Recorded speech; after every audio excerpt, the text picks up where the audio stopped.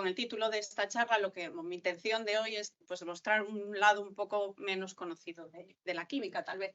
¿Por qué digo un poco menos conocido? Bueno, porque muchas veces, a mí por lo menos me da la sensación de que cuando se habla de química, químicos, productos químicos, pues es un poco lo que imitas, todo mal.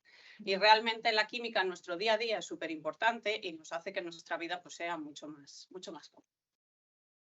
Gracias a la química, un punto de vista mucho más teórico, mucho más fundamental, pues podemos entender distintos procesos como puede ser la luminiscencia.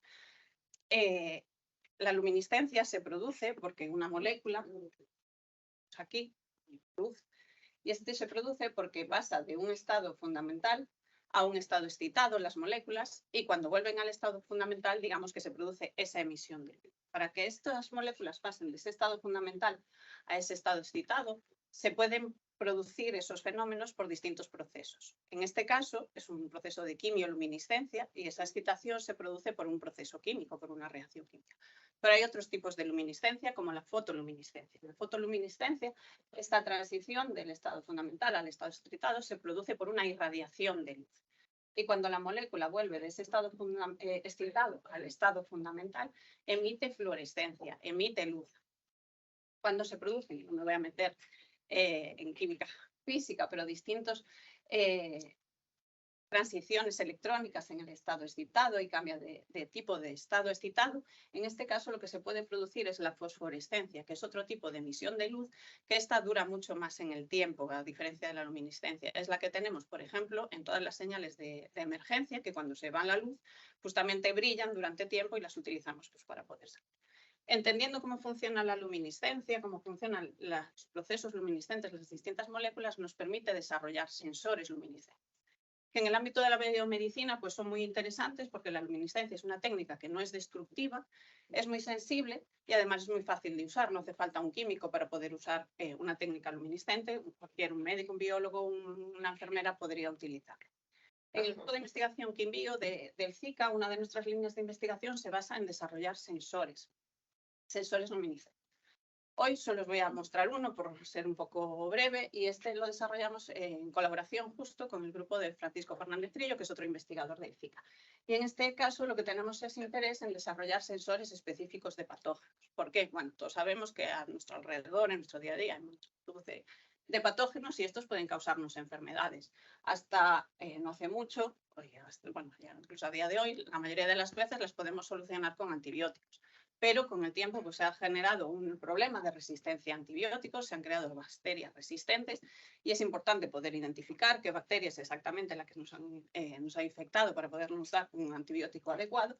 Pero incluso también es interesante desarrollar sensores para poder detectar infecciones o si algunos dispositivos médicos se han infectado y que eso no nos transmita la enfermedad, por ejemplo, cuando estamos en un hospital. Nosotros nos hemos centrado en Pseudomonas aeruginosa, que es esta bacteria que os muestro aquí, que ha sido identificada por la OMS como un patógeno pues, que se ha desarrollado bastante resistencia a algunos antibióticos y además que puede causar enfermedades adquiridas en hospitales. Esta bacteria, uno de sus mecanismos de acción consiste en la liberación al medio de lo que se conocen como factores de virulencia, que son distintas moléculas, entre ellas esta proteína que se llama LASB. La función de esta proteína es la de degradar la matriz extracelular proteica de las células a las que quiere infectar. Básicamente la corta, la degrada.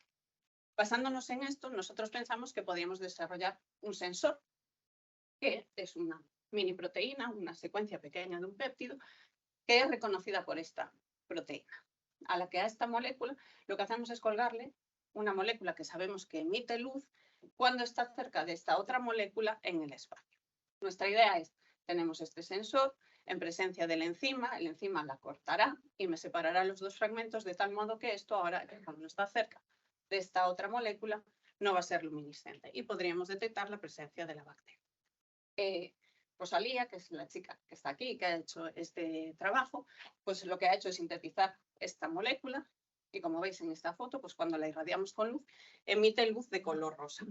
Casualmente, aquí ya casi no se ve, pero aquí al lado hay otro Eppendorf, otro tubo, en el que está este mismo sensor una vez que se ha tratado con el medio en el que ha crecido la bacteria, donde ha liberado esa enzima y esa enzima corta, degrada nuestro sensor, lo que nos indica que en ese medio sí que tenemos esa bacteria y esa proteína. Por lo tanto, podemos decir que hemos desarrollado un sensor, en este caso, que nos permite monitorizar la actividad de esta enzima y la presencia de la bacteria como consecuencia. Por otra parte, la gran desconocida desde el punto de vista de la química, mi sensación, es esta, es la célula. En clase de biología, en el instituto, a todos nos han contado que una célula es la unidad atómica fundamental de todos los organismos, que generalmente está formada por un citoplasma, uno más núcleos y una membrana que la rodea. Y esta es la foto típica, una de las fotos típicas que vemos en los libros de biología. Si pusiésemos una lupa sobre las membranas o las mitocondrias, los distintos organelos de la célula, lo que veríamos si ampliásemos mucho con esa lupa sería algo parecido a esto. Esto es una representación de una membrana. Y lo que tenemos aquí, estas bolitas con dos patitas, son representaciones de estas moléculas que se llaman fosfolípidos. Y estas moléculas tienen la capacidad de autoensamblarse, de autoorganizarse ellas solas, formando estas membranas lipídicas y constituir la membrana de la célula.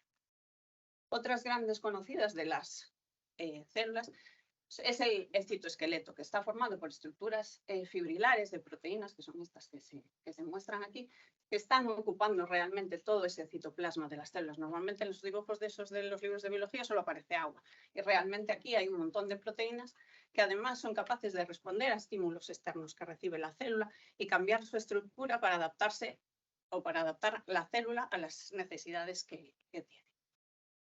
A pesar de todos los avances que hay en el ámbito de la química y en el ámbito de los materiales, todavía constituye un reto desarrollar nanoestructuras que sean similares a ese citoesqueleto y que sean capaces de responder a estímulos externos y que cambien sus propiedades y su función. Basándonos en esto, nosotros pensamos que podíamos coger estructuras mini proteínas y modificarlas con distintas moléculas químicas, de tal modo que si yo aplico un estímulo, produzca la formación de unas nanoestructuras, pero que si aplico un estímulo diferente, revierta esa formación y vuelva a ese estado original en el que no se forman las estructuras. Para ello, pues básicamente lo que hacemos es combinar un poco química y biología. Sintetizamos, nos basamos en unas proteínas que se llaman coiled coils, que tienen esta estructura helicoidal y que son capaces de, autoensamblarse formando oligómeros de distintos tamaños, dímeros, trímeros, hexámeros, incluso de más tamaño, y las modificamos con distintas moléculas que sabemos que son capaces de responder a estímulos externos. Un ejemplo sencillo, que no quiero meter demasiado, es este que ha desarrollado Esteban, que se basa en utilizar un coiled coil en el que hemos modificado en sus dos extremos simplemente con un aminoácido natural que se llama cisteína, y que sabemos que en presencia de agentes oxidantes, estos dos átomos de azufre y se unen, forman un enlace covalente, lo que daría lugar a nanoestructuras fibrilares, que es lo que veis aquí en esta imagen de microscopía electrónica de transmisión, o TEM, como le llamamos en el laboratorio.